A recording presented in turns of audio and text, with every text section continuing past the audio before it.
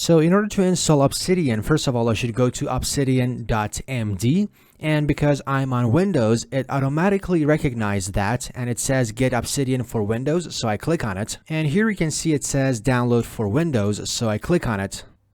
And I should wait for the download process. So as you can see, it has been downloaded. So this is the file that we have downloaded. So I right click on it and click on Run as Administrator. So as you can see, it says create new vault, which basically means create new project. So before that, let's create a folder here and let's name it Obsidian, because I want to locate the project in this folder. So here I press create, and this is the vault name, the project name. So let's call it YouTube. And let's browse the location. So I want to put it inside this folder. So I click on it and I select this folder. And as you can see, this is the location and I press the create button.